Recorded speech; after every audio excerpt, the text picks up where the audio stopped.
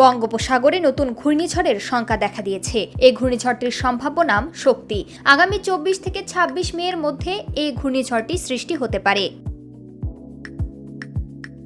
রোববার 11 মে নিজের ফেসবুক প্রোফাইলে দেওয়া এক পোস্টে এ তথ্য জানিয়েছেন কানাডার সাসকাচুয়ান বিশ্ববিদ্যালয়ের আবহাওয়া ও জলবায়ু বিষয়ে পিএইচডি গবেষক আবহাওয়াবিদ মোস্তফা কামাল পলাশ।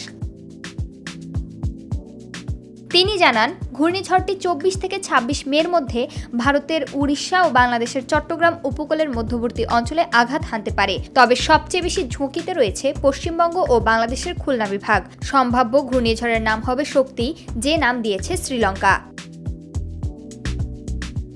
তিনি আরও জানান, পরিস্থিতি যেমন যাচ্ছে এতে করে ঘূর্ণিঝড় তৈরি হওয়া সময়ের ব্যাপার মাত্র।